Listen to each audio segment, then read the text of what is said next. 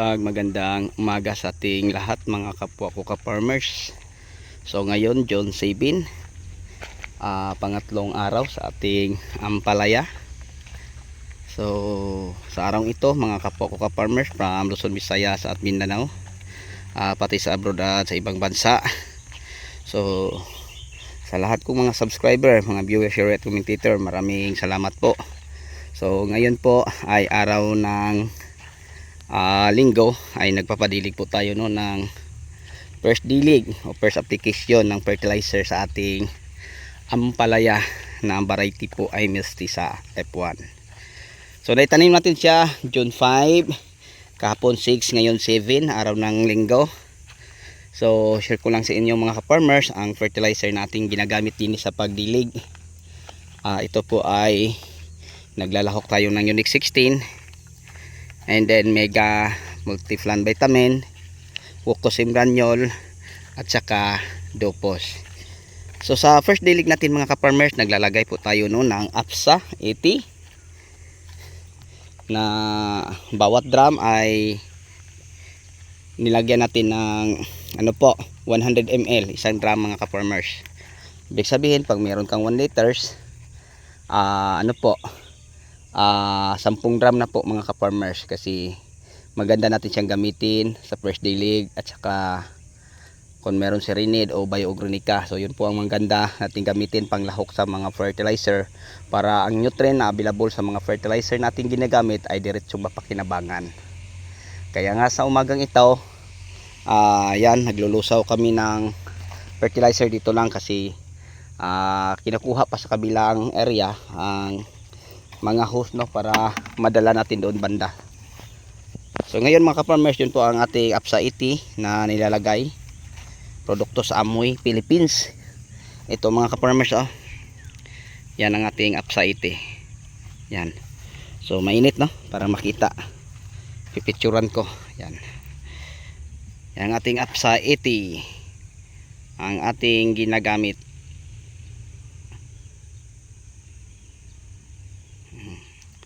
So ngayon, samahan niyo ako at ipapakita ko kung paano magdilig ng fertilizer.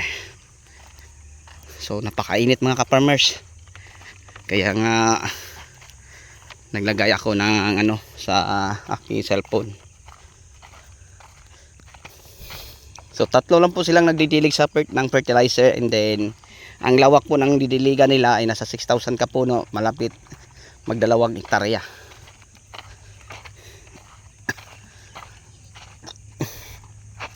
Okay, so ngayon mga ka-farmers, babagitin ko ang planting distance, 2.5 meters no, sa row to row. Simula sa isang linya na to papunta din yun po ang 2.5 meters. And then hell to hell, simula sa isang puno papunta sa isang puno, yun po ang 1 meter. So sa first dilig natin o first application ng fertilizer, huwag nyo kalimutan mag-add ng pwede Serenade no, pwede ang Mega Multiflan, pwede ang Serenade, pwede ang APSA, pwede ang Bio-Organica. So yung mga produkto na yon, yun ang mga maganda nating isabay sa pagdidilig po ng fertilizer para sa ating mga tanim. So nasa kalahati na po sila mga ka-farmers. So ang tubig nandun banda, kinuha nila, dinadala dani, kasi ang hose natin isa pa lang ang nadala, kaya medyo malayo no. So may mga naputol, nakagat ng mga pisting insekto, kaya siguro mamaya ay magpapadilig po tayo din magpapa-spray po tayo ng insecticide, pwede naman ilika.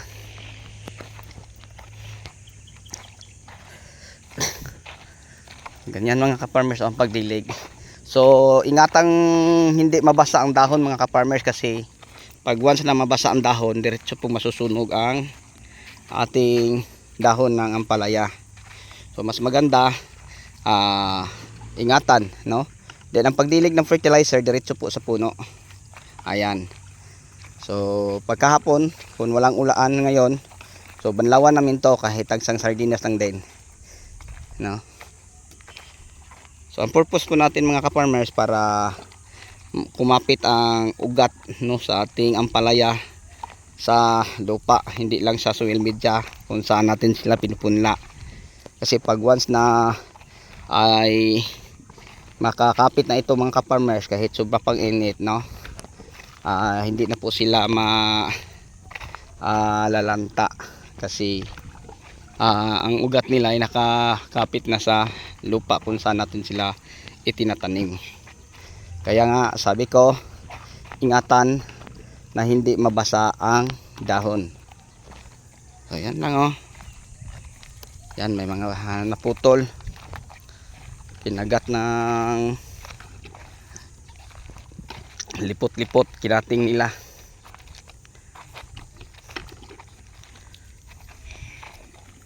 So okay lang pag may ano pa matira kasi magkakasuloy naman.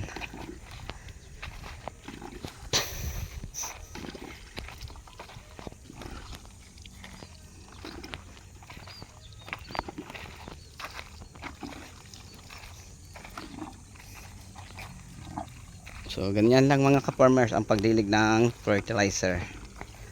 Yan. So sa first dilig natin, diretso sa puno, 3 kilos isang drum. Then tag isang sardinas ang ibubuhos kada puno. So yun lang.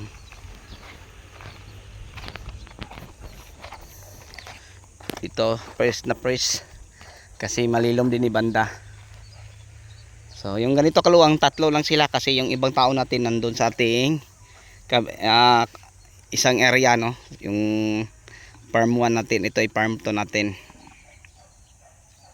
So sigurado ako mga ka-farmers kung subaybayan nyo lang palagi ang mga ina-upload nating mga video araw-araw. Sinabi ko na sa inyo na 100% may mga matutunan po kayo. Kasi pinapangako ko sa inyo na kung ano man ang gagawin namin dito araw-araw ay ipapakita ko po sa inyo. So ngayon nagpapadilig kami ng fertilizer. And then pagkatapos dito mga ka-farmers, tatapusin namin yung pag lamp frip, no, para sa tataniman ng talong.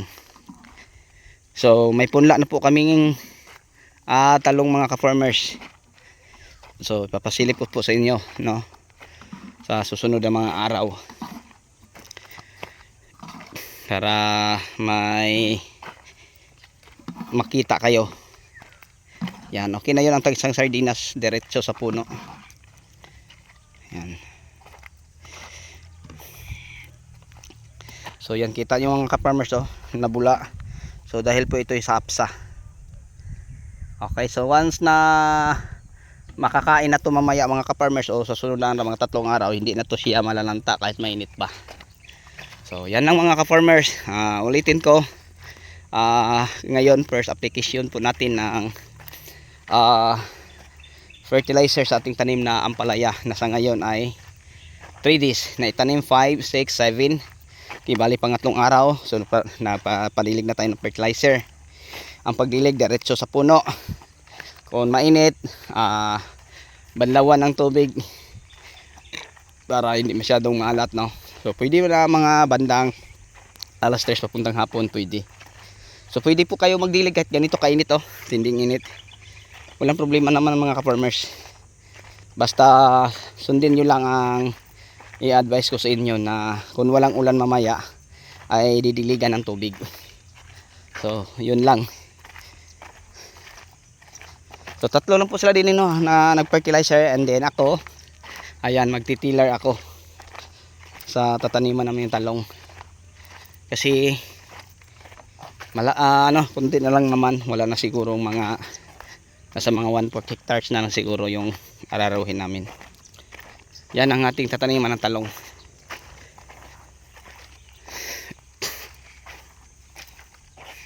So variety ng talong natin itatanim din mga ka-farmers, sa Calixto F1. Ang ating ampalaya ay Mestiza F1.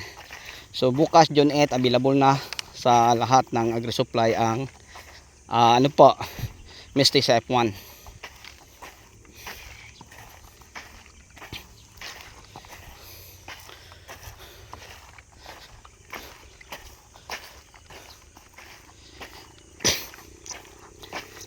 So matagal natapos kasi tiller lang ang gamit namin dito.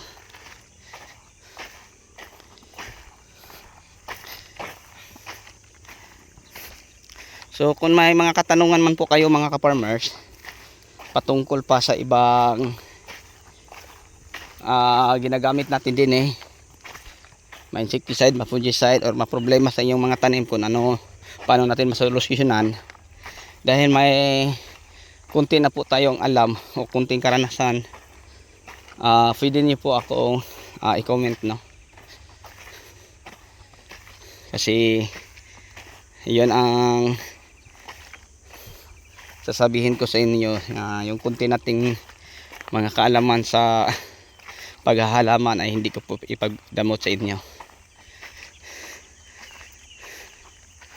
Yan, malapit na po tayo sa aking tiller. So ulitin ko, yung engine nito ay Yanmar diesel po siya, napakatipid, and then magandang siyang gamitin natin pang halimbawa ito ay naararo na isang bisis, tapos siya ang ating gamitin pandurog. Kahit ganito kakapal pa ang damo, kaya naman po niya.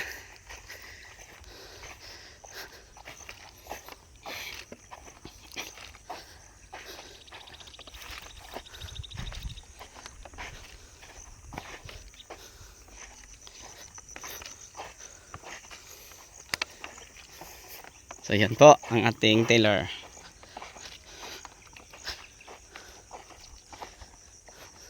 Yan. Okay, so bago tayo magtapos, mega love shout out sa lahat kong mga subscriber, viewers, share at commentator. Sa inyong lahat at sa wala inyong sawang pagsuporta. Maraming salamat po. God bye and God bless.